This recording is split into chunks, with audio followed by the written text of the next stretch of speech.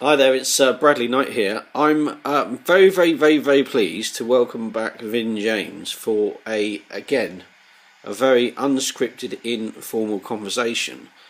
The reason why I wanted to have a chat with Vin, and I'm sure it's going to be one of many, and I'm hoping that in the future it's not me doing the interviewing.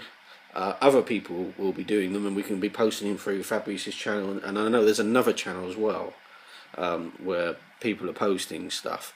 It's because Vin actually taught me a lot in the last interview, um, and and it's something I actually forgot about is psychology in the courtroom, and what could be fair to say, in my ignorance, is that I lost my consideration for psychology because I believe, indirectly, like I say, I dropped my thought process to that consideration because I'm kind of like focusing on getting results and getting things done, and what happened was, Vin, hi mate. Right. Hello, mate. Thanks for having me back again. Yeah, no, I really appreciate it. What happened the following day, from your call, I started thinking about psychology in the courtroom, and exactly what you said happened in that instance. Even though I was right there next to that person, I didn't get rights of audience, which is fine. That happens, specifically at county court level. That happens quite often. Now, but what you said to me happened. It's almost like you set that person up, Vin.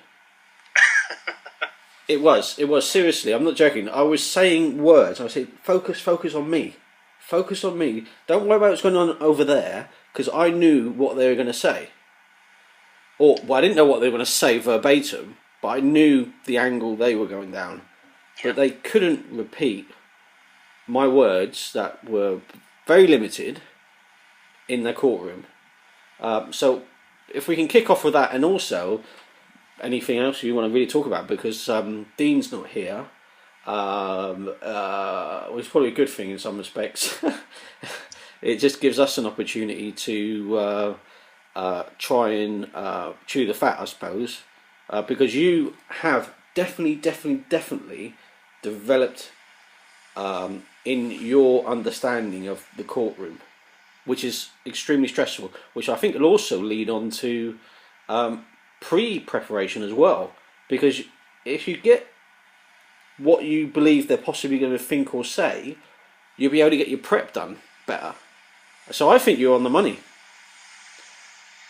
Okay, thanks. I mean, it's like we was talking about earlier. I mean, it's understanding as far as the psychological side of it's concerned. You have to understand that we're all susceptible to having our minds trick us and deceive us all the time.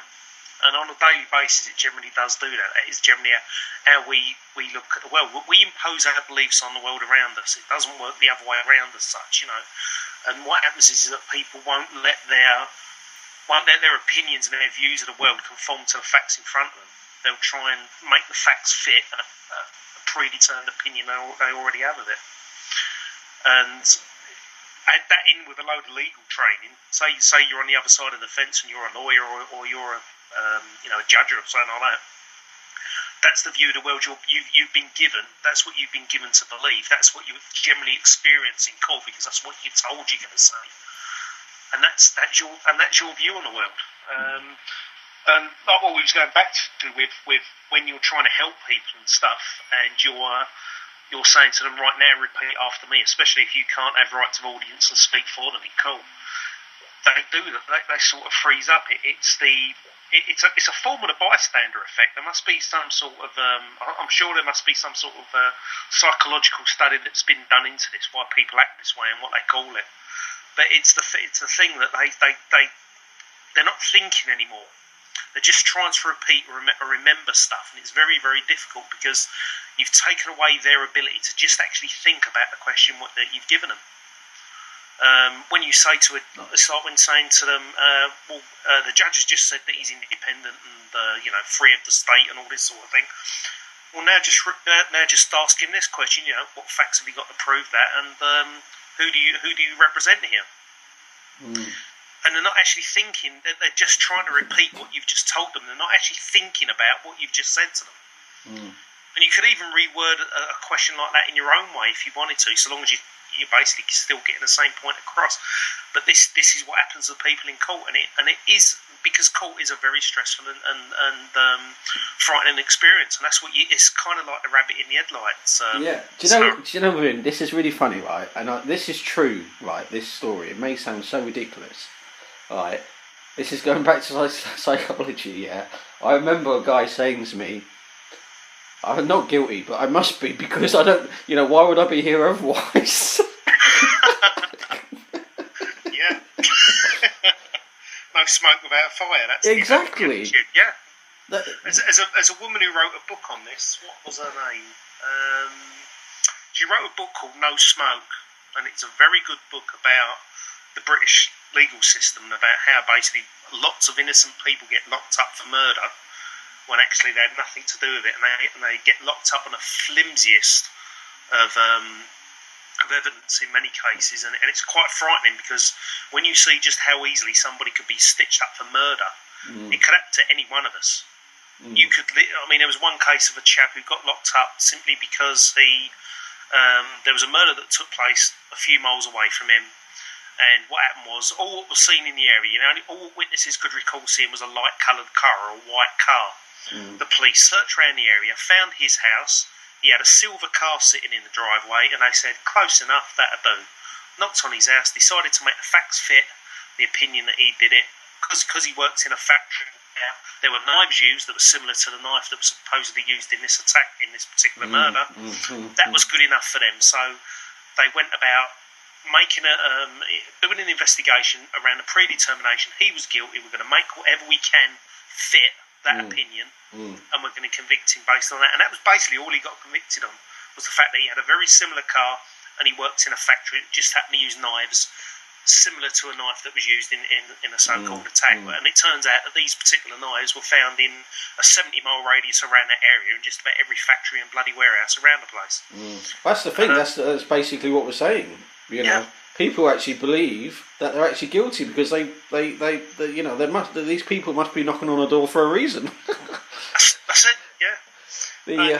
But you touched on that actually, Vin, earlier, and when we had a brief chat prior to this call, and again, I tell people, right, the reason why I don't structure the calls specifically is so we can run our mouths as we see fit. So there is no preparation to this, apart from we had a couple of minutes calls and saying, look, last time I picked up on this, and I think we should talk about it. Talk about what can I just actually, no, okay, because we're going to lose our train of thought, but someone just sent me a message which I thought was really funny. Let me, I fucking lost my train of thought already, but is talk about the fact of when you touched on it, but we didn't explore it enough. Because we were going into 2 hours on that, I know you went on much longer apparently on that last video with Dean. Yeah, I think it was about a 4-hour talk we had. Yeah. Right. Okay. Is that what you sent to Fabrice? Yeah. Wicked.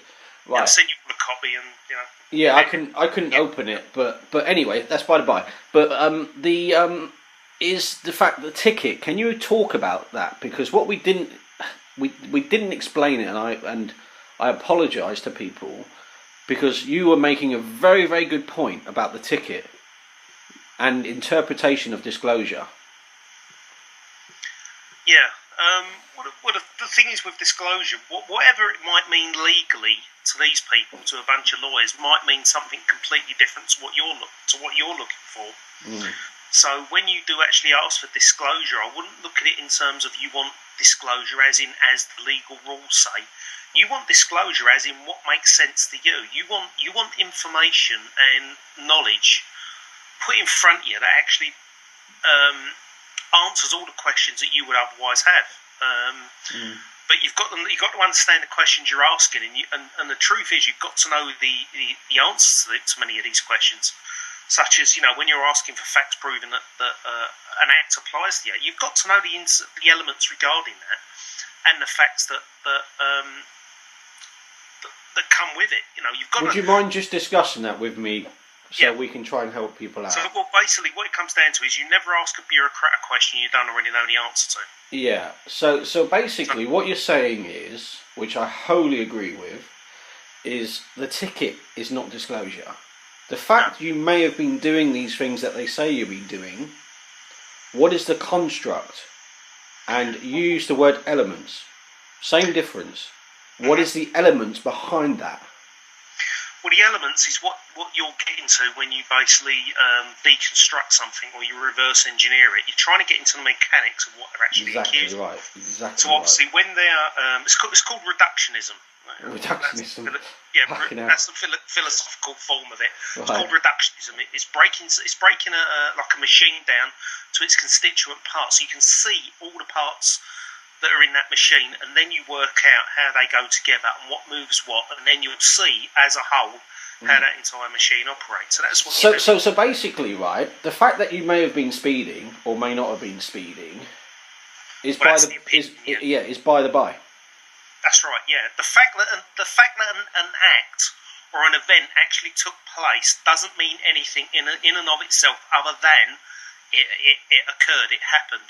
It's an opinion from that point on. Just because that event happened or that act occurred, you are therefore guilty of something. Yes. Now, two separate things, and that's what you've got to break down. Just because somebody accuses you of speeding, and your car was doing, say, 40 in a so-called 30 zone, doesn't mean anything other than somebody's accused. See, what changed between 30 and 40 miles an hour was somebody's opinion. That was it. Okay, fine. That's all what took place. Yeah. Somebody decided, at the moment your vehicle went above 31 miles an hour to whatever given speed it's then clocked at doing on a machine, is just, that's all that changes. Somebody's opinion. Now somebody's going to accuse you from that point onwards. Yeah, I mean, the position you come from, so we get this right, which is, I come from a different position, yeah? Because what I do, I work on the basis of all the flaws and mistakes they make, right, in their own system. You come from the basis, well, your system doesn't even apply. Well, I'm making an assumption here. I'm assuming, following the Mark Stevens process, your position is, prove that any of this shit even... Why are you even writing to me? Is that right? Is that how it works? It's they've got to justify why they're dragging you into court. They've got to justify why somebody's dragging you against your will in front of somebody else to answer their complaint. It's all about justification. I don't know if this comes up. If you put the video out later, we were talking about logic before. The law of identity, the law of the excluded middle, and there must be a rationale and a meaning for all happenings and things like that. So it's about justification and meaning. These people have basically got to justify themselves, and that's one of the most important points you've got to attack when they're coming at you. When somebody says you're speeding, you've got to say to them, well, what does that make me guilty of?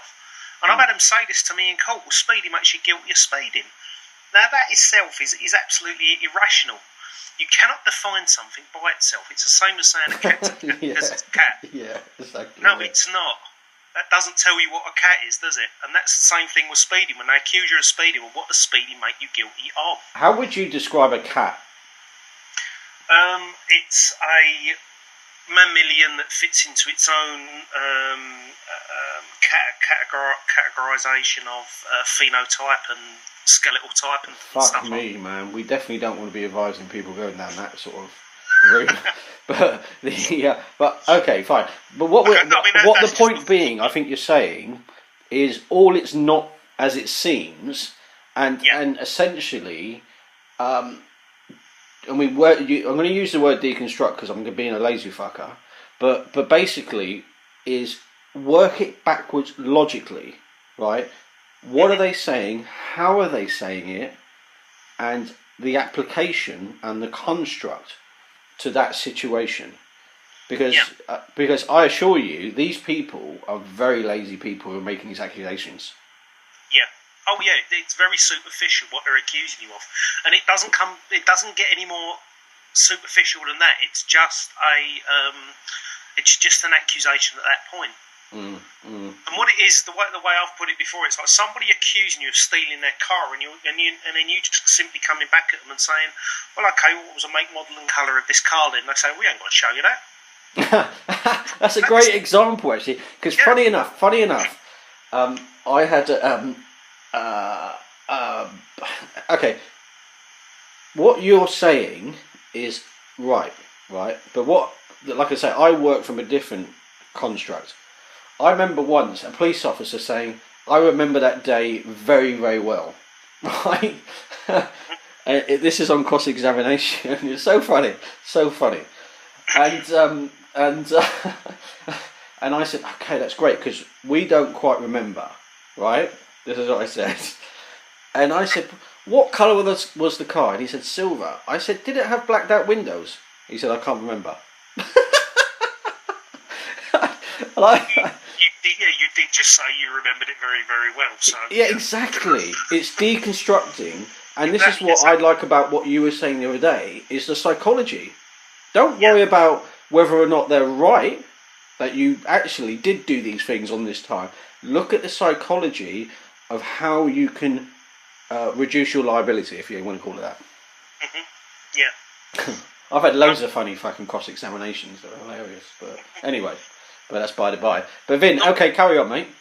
I was going to say, not many of mine have ever lasted very long. You know, I usually have them sort of just going dead quiet, and the judge usually steps in there and shuts me down and says, "Actually, you're not asking any more questions," and stuff like that.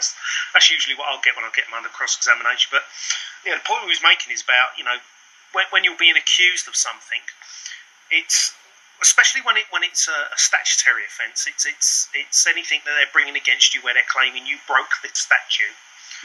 Well, then there's elements to that statute. The first element is they've got to prove it applies to you. And what we mean by applies to you is you've got to know factually what a statute is, where it came. So you've got to go through the 5 or 6, you know, the who, why, when, what, how, and and all that. So you've got to go through them steps. Vin, 1 second, just so people understand what you're saying. Yeah, you're basically what your argument is how does this all apply to me in the first place? Yeah, so you've got to know the answer to that question. Yeah. So it's not just how, it's why, who, when, with, and everything else. So you've got to have answers to all them questions. So let's just break it down really simply. A statute is what? Factually, it's a written instrument. It's just a piece of paper with somebody's written opinion on it. Yeah. We've got case law where they've admitted this in Supreme Courts in America, and I believe I've seen some from the UK courts as well, where basically that's what they're saying, that you know, a statute is the written will and opinion of the legislators. So it's a group of people who call themselves lawyers. On that point, because I will forget, hold your thought on that one, yeah? You can use US law, any law in the world, as a persuasive tool in court. Absolutely. Yeah, so just bear that in mind. It's not going to be definitely, if they disagree with you, they disagree with you, but it can be used. If they're making a point like that, where they're admitting a basic fact, a truism, then it'd be a truism no matter where you are in the world. So if they're going to deny it and say, well, that's what the American courts say, it'd be like, oh, so you're saying it's something different, are you? Yeah, is that your interpretation? You're going to say people in this country, people in this so-called country don't create laws, and they're not called legislators. Well, come on, then where does it all come from then? This is what it comes down to. Well, when we talk about a fact is a body of knowledge that is measurable and is non-contradictory. Plus, it conforms with those 4 principles of logic. That's what a fact is. So when we get to a fact, it means that we can break something down and basically trace it back to its source. That's what we mean by measurable. That's what a fact has a form of measurement, be it abstract or be it literally. So that's what we're doing. We're just taking it back to its original source. A statute is what? Let's go back to its original source. Where did it first come from? Just on that point, Vin, just on that point, yeah, bearing in mind this is about psychology, yeah, one would assume, right, even in basic education, people would know what fact means. Why are you using all those different words around the word fact? Because a fact is... Because people mix up fact and opinion as being one of the same thing. Yeah, I definitely agree with you there. Yeah, definitely. If somebody has an opinion about something, they say, well, that makes it a fact. I'd use the word conjecture in that as well. Yeah, absolutely, and speculation and everything else, Yeah, yeah. And that's the thing. It's a fact that because people do mix those two things up, and bureaucrats do this all the time, because they're of the opinion that an act applies to you, that therefore makes it true. And just because everybody else is of the same opinion, that therefore makes it a fact. On that point, I remember an example, and I don't, like I say, I don't subscribe to the Mark Stevens thing in its fullest yet, but he's taught me a lot. But I've had someone say, "Of course it does apply to you." Yeah, absolutely, yeah. I've had that all the time. I've had it with lawyers, and Right. they come at me and say, "What makes you think it doesn't apply?" It's like, well, what makes me think it doesn't apply? The fact that you haven't presented any facts yet to prove it does. All you keep giving me is an opinion of somebody else. How circular is that, though, isn't it? Isn't it fucking funny? Absolutely, yeah.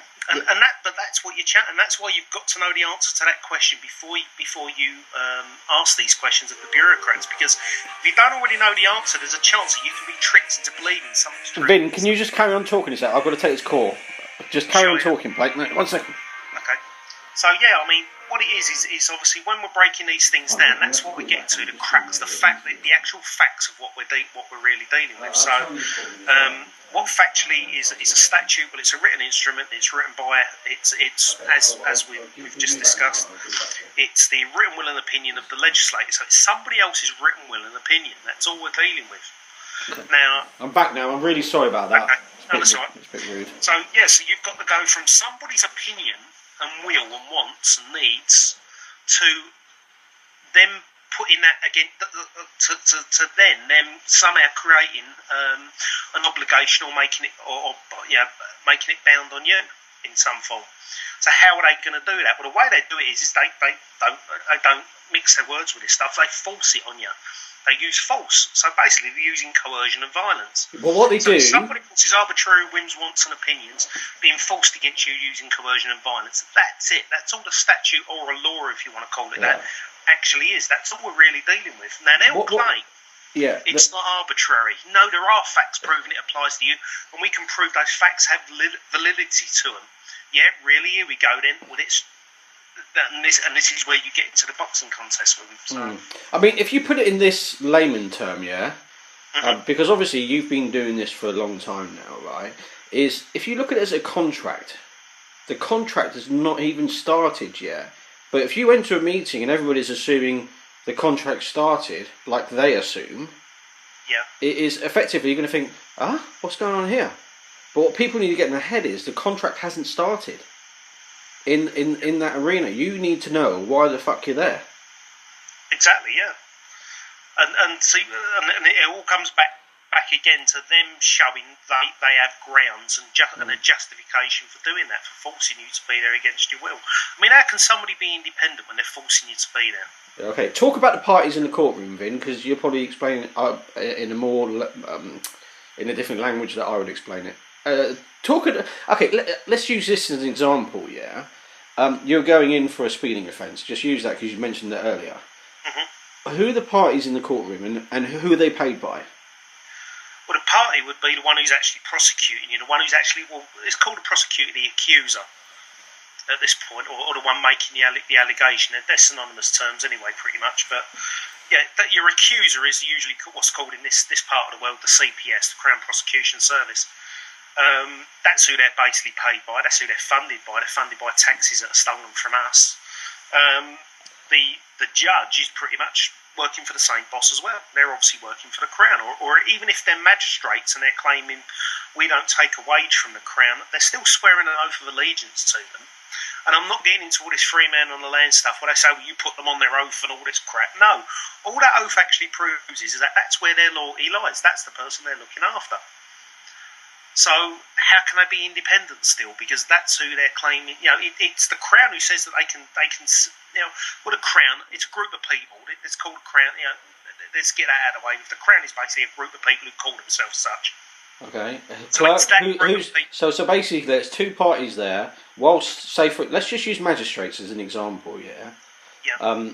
So we've identified the prosecutors paid by CPS. Who's the defence attorney if you use one? Who's they paid by? they can usually be paid by the state as well, especially if you've got them on if you legal get aid. Yeah. Legal aid and stuff like that, which I know is being cut there, and it's really difficult Massively, to find. yeah. Yeah, but the thing is, these lawyers all come from the same school. So let's just you have to go to law school, which is endorsed by the Crown. Yeah. The prosecution's the same. Okay, let's move on to the next person in the room. Yeah. I'm not saying that defence attorney will not do a bad job. I'm not saying that. All I'm saying is, just look at the stacking against you. Who's the clerk paid for by? By the Crown. Okay. Yep. So basically, there's three parties there. Then the magistrates who claim they get paid by a charitable organisation. But where does that money come from? Through taxes, and usually through they probably get their money more directly through the fines they impose on people. So, okay, as you can see, they've got an incentive to want to prosecute and get money out of your pocket. Okay. Otherwise, they don't get paid. Yeah. Yeah. Okay. I don't want to put words in your mouth, but who are they paid by? Well, it's an organisation, isn't it? The organisation called in this case, the Crown, I suppose, but it all comes under the civil service and whatever else. Let me tell you this then, right? The Crown place money into a charitable fund which covers magistrates' disbursements. Right. So let's just think about this, right? And there's also normally an usher in the room. So all those people in the room were all getting paid by the same organisation. What chance have you got? None. Yeah, that's the whole point. It's such a rigged game. You're up against an organisation where they all claim to be independent of each other in some way, shape or form, but the truth of the fact of the matter is they're obviously not. How can they not be? Yeah. I'm just saying the odds are stacked against you. The very definition of independence is, in even layman's terms, means to have no affiliation with whatsoever. Yes. And yet, look at what you're walking into. They set the parameters, they set the rules and regulations, they lay the table. Yeah. In the sense of when you walk in that room. I mean, I'm not saying just to be clear, I'm not saying there's a conflict of interest, but if I was in business, fuck me, that's a big conflict of interest. Absolutely, yeah, and it is a business to these people. It's all about. I mean, at the end of the day, people turn around and say, "Well, it's all to do with commerce and money and all that." No, bottom line is this is simply all about keeping the boot of government on our necks. These people are a branch of government, even right down to the lawyer who's basically, possibly, supposedly helping you out, acting for you. They're just a branch of government, and they're there to keep you in line and to keep you in that box where you're submissive to their rules and regulations. And this is why they don't like the way when we go into court, we break all that down. Yeah, I mean, I have a different approach to you, right? Because I work within the system parameters. Yeah, I basically look at saying, are you serious? I work on that basis and that premise. I'm thinking, I cannot believe I just heard you say that. And I'm always thinking in my mind, and people will find this extremely difficult, I know, because I've got many years' experience. But I'm thinking in my mind, I want to make sure I'm planting something for the appeal, because I don't know how that hearing's going to run. I don't. Because obviously, every hearing, I would aver, in my experience, and I've seen it actually, I'm not joking, talk about psychology again, let's try and stay on track, is I saw a judge, not joking, right, I wouldn't say I was crapping myself, this is only recently, but I was thinking, oh fuck, that barrister's pissed off this judge, I'm going to be in a right fucking hard time, right, and I'm not joking, this judge annihilated this barrister, and it was funny as fuck to watch. I couldn't stop sniggering. Right. Anyway, and he said, right, next. And he just started that process, like as if nothing had ever happened. And he just dealt with my case perfectly. But I thought I was in for the fucking shit hard time with that judge. But all he did was just change his demeanour completely. And also, it's like... it was like psychopathic in some respects. I think, is this the same guy? Yeah. That was a High Court judge as well. Wow. That was only literally, I don't know, about a week ago. And I walked out of there thinking, obviously I'm very happy, but I was thinking, and obviously I wasn't thinking too hard. I was more thinking about, fuck me, this judge is in a bad mood, and and I'm going to have a battle. And he just said, right, Mr. Knight, so what are we going to do for you then? And I just thought, wow. But you've got to, I suppose, if you flip it, right, I'm just being, and I'm not being defensive, but I'm just flipping it. I can understand the hard time that they have as well. Because the pressure, and this is one of the things I've said in other videos on them, is huge. Because not only are they making big decisions, or opinions, if you want to put it that way, they're having to do it in a very short space of time. Yeah. And that is my biggest criticism of the judiciary. I hate people saying, "Oh, they're all fucking corrupt" and all this sort of shit. No, the sort of shit people put in sometimes, it causes them a problem in law, because if they make a decision on your shit paperwork, they're only going to get the other party come back and appeal against their decision because the paperwork was shit. Now, I'm not saying that there wasn't nuggets in there which were possibly the judge could have extracted, but the judge has got two people, and he's got to work to his book and say, my jurisdiction and my I can only work to this. And I've seen judges, to be fair, with litigants and persons, literally inadvertently tell them what to do, but the person can't pick it up. They don't realise what they're being told. And they just walk away with a negative where the judge has basically dismissed their case. But they've actually left the stuff that they should be focusing on. And this is what I was saying about disclosure. I don't want to go off topic because this is about psychology, I suppose. But this is what I'm saying about disclosure, is what you want people to do, especially the accusing party, for example, is to be the ones sharing their emotions. So, for example, I've managed to piss off prosecutors, right? And it's funny to watch. The reason being is they rant their mouth off and talk all sorts of shit. Literally, as if you were the other side. And then you've got personal with them, and they're going to say all sorts of weird shit. And that helps you out in your case. Now, the problem is people, again, I'm using the word flip. If you flip it the other way, people believe that they can't, that they're guilty automatically. So if you're the one keeping your mouth shut, being composed, you expose them, and using your route, Vin, it is effectively you expose them for who they are. Someone that's not actually prepared themselves effectively because they're just busy. And can't be responsive to some even basic questions. Yeah. Well, that's it. I mean, the thing is with a lot of these these victimless offences that they bring up against people, they can't see past the fact that it's just an accusation. That's all you've done, and all you've done is, especially when it comes to say speeding, they seem to think that just proving that the event happened. Well, we've got a reading from a machine saying your car was doing X amount.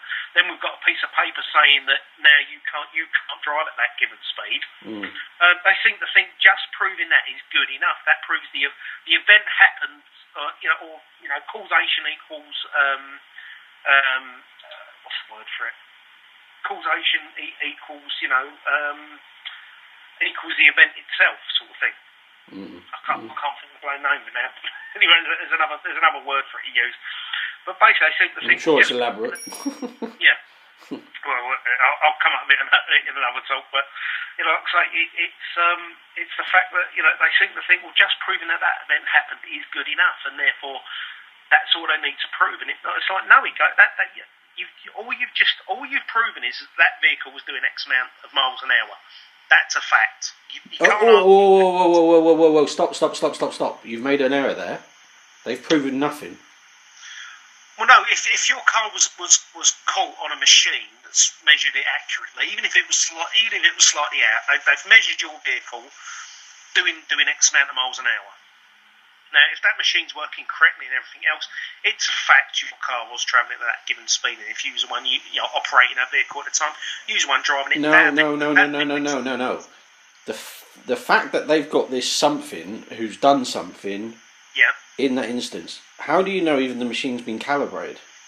Well, you don't. But I mean, I'm just going on the assumption that, say, in this instance, for this example, we know that machine's actually working properly, and it actually catches your vehicle doing that speed. Well, that's a fact. That event actually happened, but just because that event happened, it doesn't mean that you're guilty of anything. It simply just means you was there, you was driving your car at that given rate of knots, and that's what happened. It's then an opinion from that point on that you were somehow doing something wrong, and this is where it all just comes back to somebody's opinion, and they can't get past that opinion, and they can't show it's anything other than arbitrary. But they seem to think simply because they're accusing you and simply because they believe this and everybody else backs them up, it therefore makes it a fact that you must be guilty of something. And this is the thing with when people get parking tickets and stuff like that. You know, they get parking tickets and they think, well, I was caught. He was guilty. You got the ticket. Yeah. You must have done something wrong, or you wouldn't have been given a ticket. And correlation and causation aren't the same thing. That's what I was trying to get to. Exactly. People need to dig it. People need to dig. They need to dig. Absolutely, yeah. Like I say, and this is where it comes down to the psychology of it, of learning how to think instead of just accepting being told what to think. Being told what to think, you're saying, well, you must be guilty, or you never would have had a ticket, or we would never have come and attacked you. You've got to be guilty. What the hell makes you think that you could possibly be innocent? Let's see if you've got any facts to back your claim up. What does speeding make you guilty of? Here's a thought, Vin, and this is something I want your opinion on. Yeah. I've got something else that's in my mind as well, which I want to just mention from a court case experience. But right, you're speeding, yeah.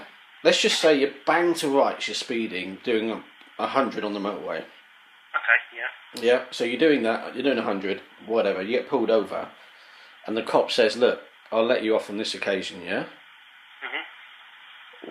What if you think about it, looking at it in policy terms?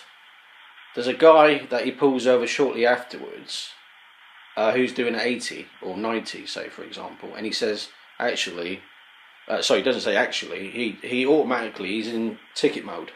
What's the difference? I mean, why is that approach applied? Just an opinion, just an arbitrary opinion. Exactly, that's the point that I'm making. Yeah, it's how we emotionally eat. So if it's a blonde girl with big tits who gets pulled over doing 100 mile an hour, chances are I might let her off. And there's evidence and experiments that have been done to prove that. Even judges favour better looking people, men and women. They would generally give them lighter sentences. And all Fuck me, I'm out of luck at that one then. Yeah, so I'm buggered. This is what I mean. Literally buggered, yeah. Only people of the world unite, yeah. Yeah. But it's and this is true. Like I say, the only thing that changes is how they feel. It's emotional a lot of the time, and this is how people are. They do react emotionally instead of logically to something. And this is the thing about what we're talking about. But do you think it's fair, though, right, that both of them are in the wrong, but someone has arbitrarily used... Well, I'm not saying they're in the wrong, actually, because I'm making an opinion. Yeah, inadvertently. It's a legal opinion that they're in the wrong, so yeah, we'll leave it there. Yeah, but yeah, exactly, yeah. But somehow one person got treated different from somebody else. So there's no fairness in it. Absolutely, yeah. It's completely. I mean, you can almost say it's made up. Yeah. Because technically, both of those parties are in the wrong using their policy, but yet someone decides on the door that actually I'll let you off, but I'll actually, I'm going to find this other one. There may be some sort of technicality, to it. I'm on about on the roadside, yeah. Yeah, but, there could be some sort of technicality that could be going on in that copper's head, and he says, well, you're going to be easier than him. Would you say... Yeah. Looks is probably, you're right, actually, I imagine. I don't know, but let's just say... It does back up personality as well, yeah. Yeah. So what could you impart on people... using the psychology sort of approach, Because I'm thinking in my mind, how did that person who's doing 100 get off, but that person who's doing 80 get fined, get basically an accusation made against them? What would be the difference? Because I know this definitely happened. I know it because I remember a case going back 4 or 5 years ago, whatever. We checked the police log on that day. Well, that wasn't that day. On the first couple of hours. Are you saying basically be nice to police officers and you're probably going to be get off, or what? Or I'm not. What do you reckon? I mean, how do you do? How do people? Because obviously, if someone gets pulled, I mean, I'm not too sure if doing 100 miles an hour is a problem, right? I'm not too sure about that, right? I know my car can do 145 easy. Well, not easy. I've not tried it actually, but but what I'm saying is to do 100 miles an hour a day. Is on modern cars is not difficult. No. So what is the difference? What could you impart on people? Well, just humour them at the end of the day. There's no Humour them. Well, that's what it comes down to. It's the fact that if they want to believe that these laws apply to you and they can, they have the right to treat you the way they do, fine, just play along. Just humour them. Okay. You haven't got to believe it, you haven't got to go along with it, you haven't got to like them, but just humour them and just get out of that situation as quickly as possible and with as least grief as possible. Even if you do end up getting a ticket, there's no point getting yourself arrested at the side of the road. Definitely, I agree with that, yeah. And that's the way you go, and just humour them. You're dealing with useful idiots most of the time when you're dealing with coppers. I mean, I don't mean that to say they're all complete idiots in the sense of, to try and be totally derogatory to them, but that is basically what you're dealing with. You're just dealing with people who are forcing other people's opinions on you, and they don't even know why. They don't even understand the ins and outs of it as to why they're doing that. They just do it because they get a paycheck at the end of the day, and it allows them to dominate other people.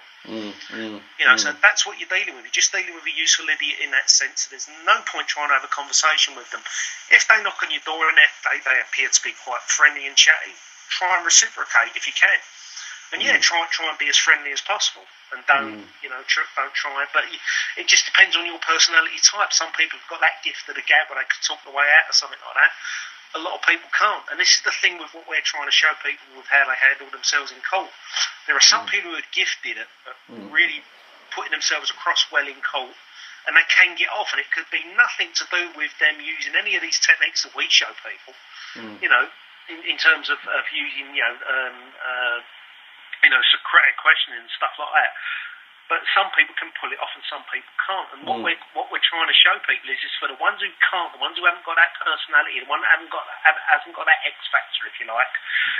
The only defence you've got is your mind and your ability to think clearly and think straight, and that's the only thing we can give you. And you've got to work on that yourself. Do you know what? Actually, Vin, remind me of this. Yeah, use the word court and prosecutor in a minute. Yeah. But you've just touched on something else, and another experience I had, which I thought was fucking hilarious. Right, I remember having a police officer at someone's door, and the person phones me and said, "I've got the police at my door. Can you help?" And I said, "Put the police on the phone." And I said, "Why are you there?" And he explained why he's there. So funny, so funny. And I said, I quite simply said, "Okay, I understand. You can't do that." And he said, "What do you mean I can't do that?" "Of course I can." I said, "No." I said, "Check with your bosses." I said, "You need to make sure you understand your legal position. I'm not saying you don't believe in whatever you're saying you want to do that day." I said, "But based on what you've just told me, you've got no legal standing to do what you're doing." And he was like, "Huh? Really?" And I said, "Yeah." I said, "Just go and speak to your legal team."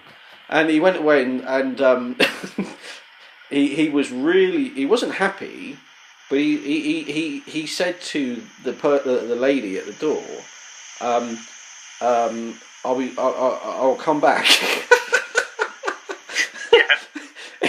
he didn't even realise he couldn't do what he was doing. Yeah.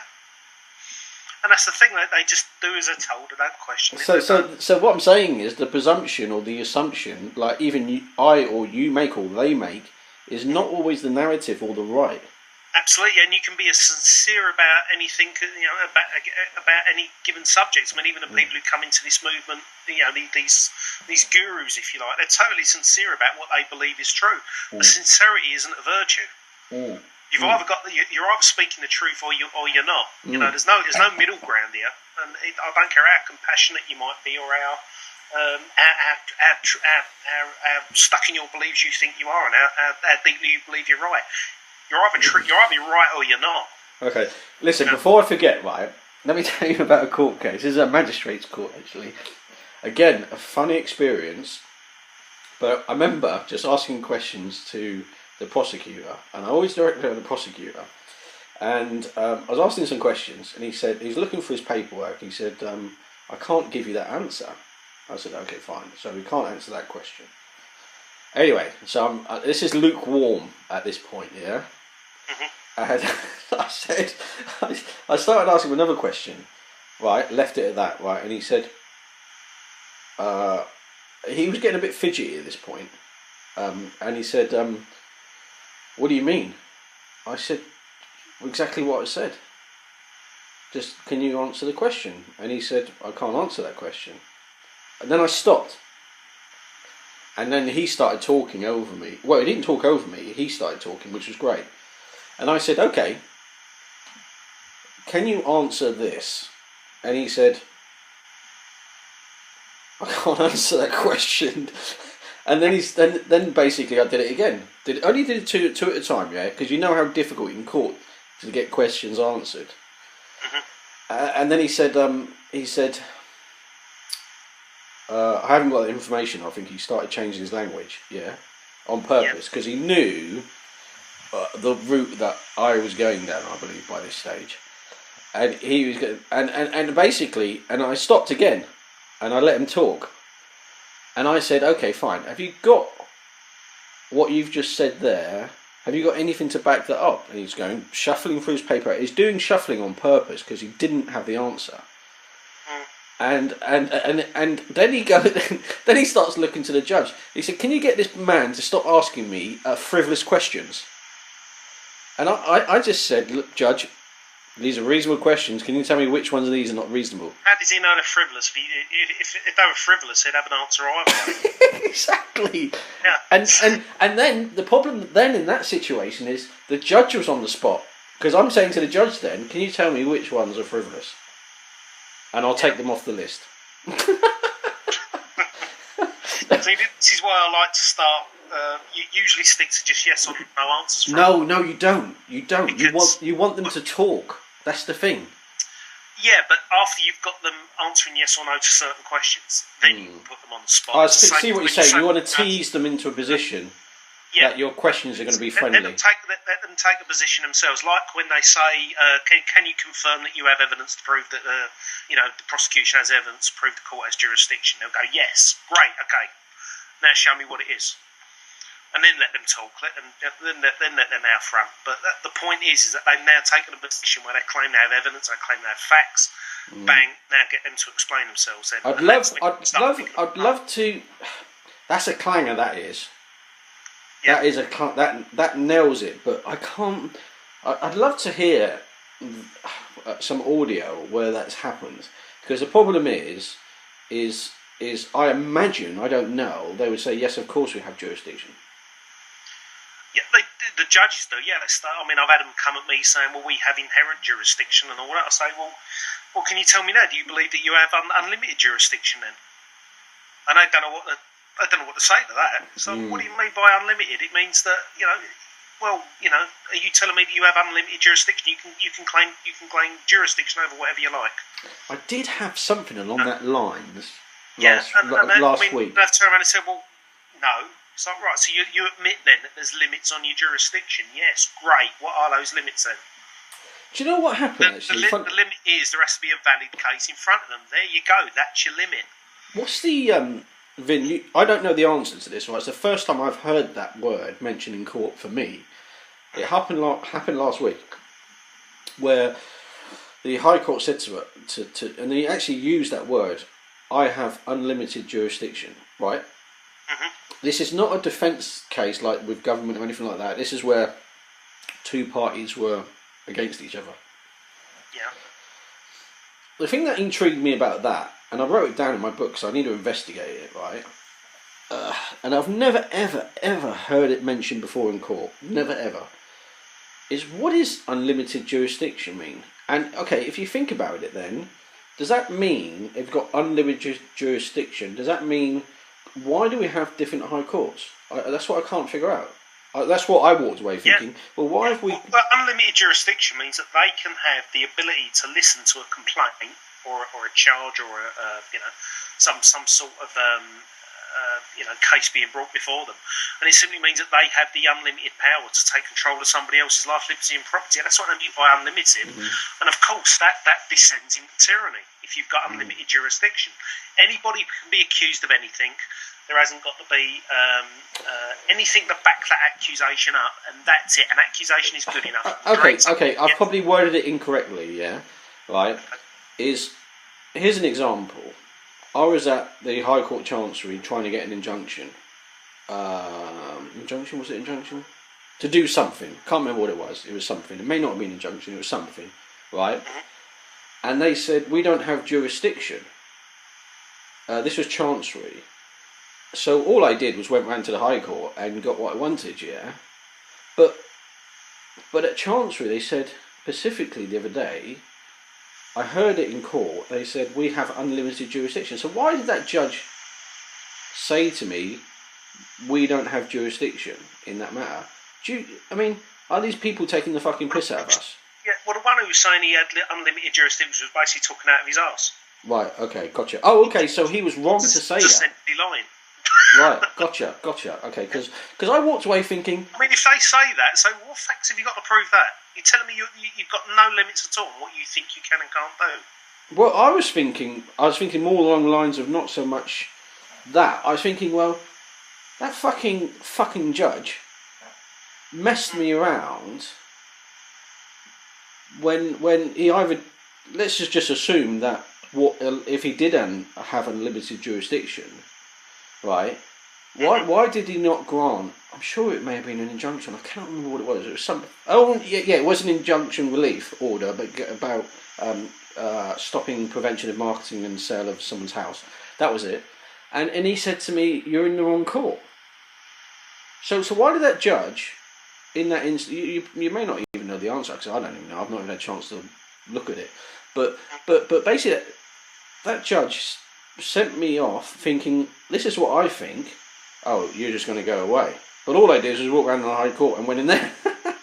Yeah. The main High Court building. But yeah, I mean, if he's saying he's got unlimited jurisdiction, he's essentially saying that he's got no controls over him. It means he hasn't got to submit to the so-called legislation that is meant to control the courts and stuff. So any rules and regulations just go out the window. He can do as he pleases. He's his own judge. I mean, who puts him in that position to begin with? Yeah. So is he sitting as a judge in his own cause? Is he sitting under his own authority? So we're saying essentially they've got full discretion basically. Yeah. Vin, let's try and wrap this up because we're up to an hour. We're 53 minutes. Have you got anything to close and impart on people that you can drop seeds in their mind of what they could possibly learn, which you've learned, and actually thought, well, actually, what? Because I can assure you, people, this man's learned, in my opinion.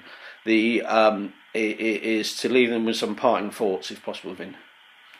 Okay, I mean, well, just the fact of, if people are going to learn, the way people need to understand is they've got to learn how to think. And it all comes down to critical thinking and understanding logical fallacies and biases and things like that.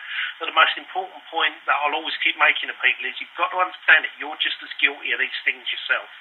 No point just learning about how to beat the courts and learning about how irrational they are when they're in court. You've got to understand that you make these same mistakes as yourself, and you've got to learn to separate yourself from that. And you've got to learn a bit. This is all about putting filters up. Putting filters in place, such as spam filters, just like your brain works in a similar way to a computer, although it's a lot more complex, a hell of a lot more powerful, of course. But your brain works in a similar way to a computer. It needs filters in place So it knows the information that's coming in is, whether it's nonsense, junk, or whatever. And the thing is, with having an open mind to things, is anybody can come along and drop in whatever nonsense they look like. So the thing is about being a critical thinker and being sceptical is you're learning to put filters up so you can properly investigate and understand, the information that's coming your way. And so that's basically what you're trying to do, and you're trying not to let your emotions get in the way of first logically and critically analysing something. So it's all about keeping your emotions under control, not instantly reacting to things. And it's about putting those small little filters and small little blocks up. And it doesn't mean you're being closed-minded. It means you're being you're just being sensible, using your brain the way the way it can be used properly. In a rational way. We can be just as stupid as we can be clever, and you've got to learn to try and be a little bit more clever than you are, mostly stupid. So on that point, Vin, right? I've got something I want to share with you anyway, but I've got another question anyway. Sorry, Vin, I know we've not met each other, right? But you are a working class man talking in language like that. I'm a working class man talking language like me. So, would you agree that if we can do it, these guys can do it? Absolutely, yeah. Yeah. I mean, I'm nothing special in the sense of I'm not a scholar or we're extremely well read and Nor stuff. am I. Although I do like reading, I do like reading, and I've probably done more reading the last few years than I've done even throughout my early life. But it's the thing of I can't say that I'm particularly gifted or smart or clever or anything else. Like you say, I come from a working man's background, same as you, and if I can do it, anybody can. I grew up in a council estate. Yeah. Okay, listen, this is one for humour, and then I've got a serious one. Someone's just texted me, and this is funny as hell. You know these politician boards that you have outside your house, right? This one is great. It says "Vote Muppet," and there's a picture of Kermit the Frog. You will get one anyway.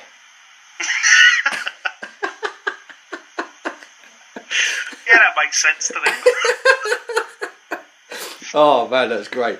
Anyway, Vin, closing, right? You touched on this last time, and it's an opportunity for you, I suppose. Because I want you to keep going because you're on the right track, right? You mentioned last time you do lectures, seminars, or whatever it is. Do you want to talk about that now quickly, just to finish off, or how people get in contact with you if you've got an email address or whatever? Sure, yeah. I mean, well, they can get hold of me through the my Facebook website. We've got the No State Project UK, so if anybody wants to contact me through there and join the group, that's fine. And then if they want to privately PM me and get my details, my email and all that, they can get me through Skype as well. And I mean, I'll give that out if they want to PM me and ask for it and have a chat with me. So I'm always willing to help people out. If you're willing to disclose your Skype address, do it. Okay, well, it's Autonomist123. That's me on Skype. How do you spell that? Autonomist, AUTONOMY. IST. Autonomist. Okay, so they get in contact with you through Skype, is it? Is that what you're suggesting?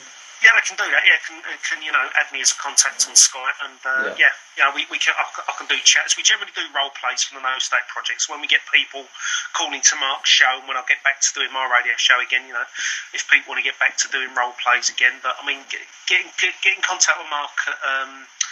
I believe it's markstevens@mail.com, and he can add you into the No State Project Skype group as well. Yeah. And we can talk on there. And usually most weeks we do regular role play sessions, talks and everything else, which are really good because we have people from all around the world, doing that sort of thing. So, and as for the seminars and the workshops I'll be doing, I've got a few planned for later this year. I'm going to look at doing one at the end of next month in May. Obviously during the kids' holidays and that, I don't really do them because obviously there's no one about, so everyone's away on vehicles. And what do you just? I mean, I genuinely know nothing, but I think people can learn from you. But in this regard, what do you charge for these? Well, they usually, at the moment, I've been running them on a donation basis, so people can come along and it's up to them to donate what they Gotcha. can afford, basically, if they'd like to help me out. And usually, when I've done them, people have normally been quite generous and they've helped me be able to pay for the venue and everything else. So, Great stuff. That's why I've been doing it at the moment. I've just been basing it on donations. I've not had a fix. And what areas do you do them in? Do you go I was doing one in Essex in Southend, and I used to do one in Dartford as well. That was a more regular one. I'm going to go back to Dartford again, hopefully the end of next month. Yeah. And then I'll probably later on in the year I'll set one up for Essex again. And when I can get round to it and actually get some transport and travel money sorted, I can start travelling around the country a little bit more and do a few. And I'd really like to get together with you and Fabrice, and we could do a joint one one day soon. And I know Fabrice has got a venue we may be able to use near Brighton, so that's something we could sort out in the future as well. So yeah, I'll let you chat to Fabrice about that. Okay, but because I'm not I can't do public speaking. I don't think anyway. I've done it, but. You might be okay, but it's something we can talk about and discuss anyway. But this is something that I'm trying to do as regular as I can. But obviously, the thing is, where I've been trying to help people out over the years. My personal life has sort of fell to bits in the sense of work and everything else, and I just needed to get back and get some money for myself and get my life back on track again. So otherwise, I'm no use to anybody else if I can't. You're definitely wasted, Vin, in my opinion. And let's close it on that compliment. Yeah. You're definitely 100% wasted doing what you're doing in life at the moment, because I am planning on writing a book this year. That's something I'm working on. So that's going to be about helping people understand how to deal with logical fallacies in a courtroom and stuff. So that's something I'm working on, and then there may be another 2 or 3 down the line later on. But would you be willing to do another recording at some point? I mean, I'm not going to worry about it just yet, because. Is that there's so much the guys are uploading at the moment, but would you be willing to come back on? Absolutely, mate. Yeah, I'm always appreciate being asked to do interviews like this, and then it gets out and it can help people. That's great, and it takes the workload off. Takes the workload off for both of us, I think, because it helps get started in the right direction to begin with. Because the problem I think me and you both have is that we end up helping people out who end up taking the free man route and all this sort of stuff, and then we've got a big mess to sort out before we can actually get round. I'm trying to end this call, but you've just touched on something else, right? This is another funny court experience, right? Bear in mind, I've prepped the person. We've agreed this is what you need to do and say. He walked into court and said, "I'm a man." Yeah, it's as if that ain't obvious already, you've got a load of people, you've got a load of men and women sitting in front of you, maybe wearing silly wigs and costumes, but doesn't change anything, does it? Yeah. That's my view, but apparently Bally says I'm wrong. I don't understand it, and that's true. I don't. Yeah. Whenever we don't agree with these people, we're just not on their level, are we? We just don't think deep enough about this stuff. Yeah, Bally, if you're out there listening, I do not understand understand what you're saying. I understand it, and I understand it. It's a load of old bull. Anyway, that's because he can be proven to be bull. But we're going to that another day on another. Yeah. I'll leave you alone for a bit, because I know you talk to Dean quite a bit.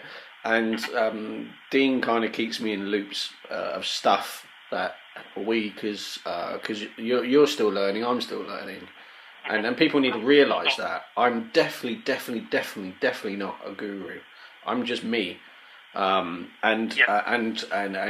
just trying to express not opinions but my experiences. And this is the reason why we did this video today, is because. Which I forgot is the psychological aspect to this, which if people can get that right, they can look at from the other side, so to speak. Because and I think you're on the money with that, definitely. So thank you very, very much for your time, Vin. It's very, very much appreciated. I'm just going to stop the recording.